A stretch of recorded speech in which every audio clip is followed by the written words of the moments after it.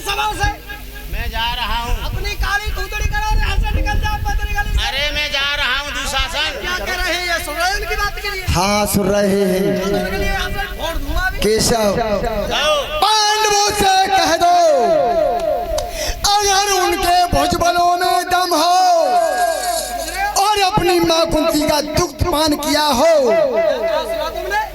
हाँ उन्होंने। तो सुबह होते हुए कुरुक्षेत्र मैदान में लड़ने के लिए तैयार हो। जो रणभूमि में विजयी होगा, अगर विजयी हो करके तो कुछ पा सकते हैं लेकिन राज नहीं मिलेगा। बिल्कुल नहीं समझ रहे हो भाई साहब ने? क्या कहा बोलिए? अगर पांडवों ने और अपने माँ कुतिया का दूध पिया हो, माँ कुंती आखिर को अपनी भी आंटी जी हैं, अपनी माँ के समान है। अपनी माँ सुनो, अपनी माँ तो अपने को इच्छा से जन्म देती है, लेकिन वो धर्म की माँ है, वो धर्म की माँ है कुंती। आप शब्द मत कहो। अरे दुशासन, दुर्योधन, समर भूमि की आप कह रहे हो, मैं जा रहा हूँ अपनी सेना लेकर के। आप सवय होते हुए समर भूमि के मैदान में, उधर पांडव भी अपनी सेना लेकर के आएंगे, उनके लिए संदेशा पहुंचाए देता हूँ। दुशासन मेरे वचन सुनो, आप देखते रहना इस कटुक शब्दों के क्या होना है और आपके सम्मुख आएगा समर भूमि के मैदान में, आप देखते ही रहना। यहाँ से निकल जाना, टूटे गोला का मार जा रहा हूँ। केशव, केशव तुम्हें सब कुछ मालूम है आजकल संसार में और कोई किसी के साथ नहीं आता है, न कोई किसी के साथ आता है। आप कहते हो भाई है, भाई नहीं, इस समय वो कसाई है, हमारे दुश्मन है, दुश्मन है कन्हैया जी। और अब हमको ये ज्ञात हुआ और सब देह का नाता है,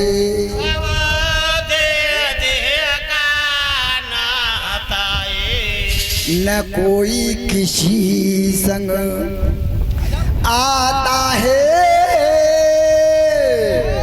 ना कोई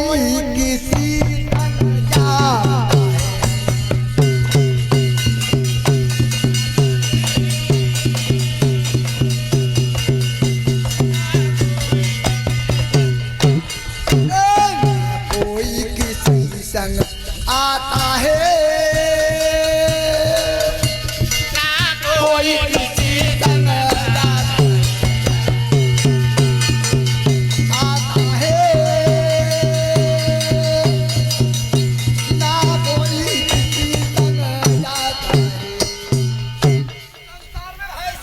कन्हैया जी। कहो। अब हमको भी ज्ञात हुआ सब देह का नाता है, न कोई किसी संग आता है, न कोई किसी संग जाता है। नहीं तो कोई किसी के संग आया है और नहीं कोई किसी के संग। इतने आगे बैठे लो सब लोग, जाने में बैठे लो, खड़े क्यों? भैया तो फेंक के बारी खा जाओ। अरे जहाँ जाओ। और कन्हैया जी कहो। आप चले जाओ जल्दी। मैं जा रहा हूँ।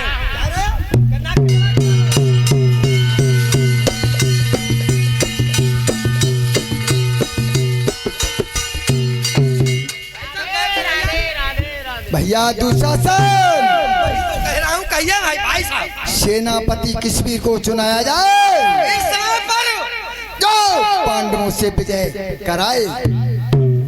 भाई साहब भ्राता श्री इस समय पर और कन्हैया जी, आप कहते हैं कि किसके लिए सेनापति बनाया जाए? और क्या? तो इस समय हमारी तो एक समझ काम करती है। कौन सी?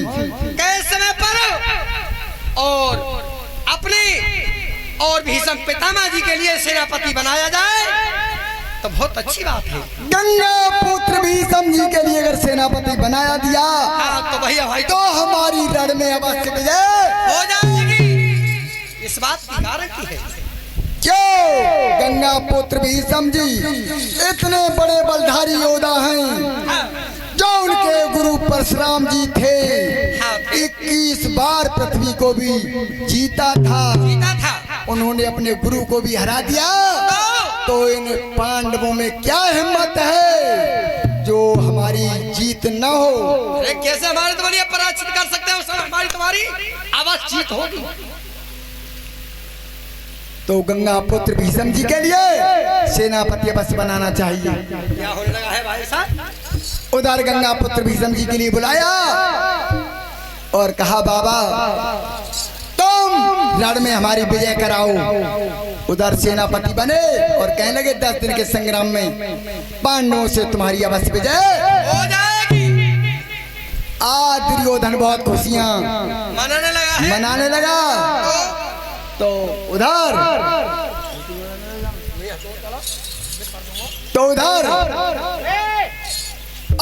सेनापति बनकर के 9 दिन संग्राम किया और 10वें दिन के संग्राम में कन्हैया जी ने बताया अर्जुन को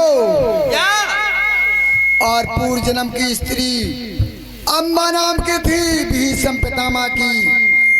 आज उन्होंने द्वापर में आकर के शिखंडी के रूप में आ चुकी है। यानी वो राजा ध्रुव के यहाँ पर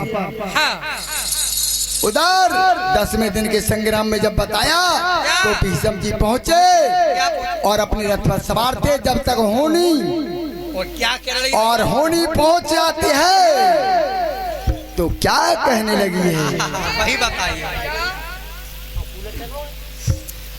अरे लगाया ही कोरा छेदारा में फेरा लगाया ही कोरा छेदारा में फेरा।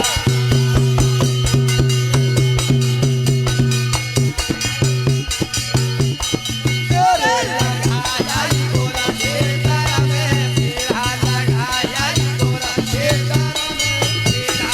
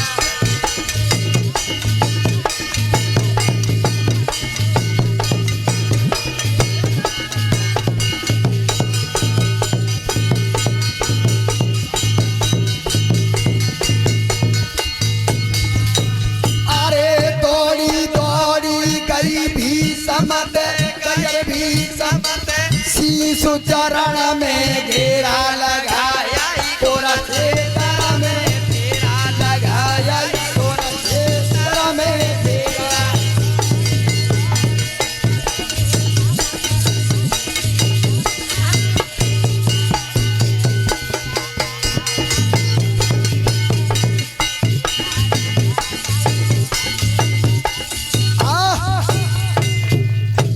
आज होने भी करके चक्कर लगाने लगी और भीष्म जी के चरणों में पहुंच चुकी।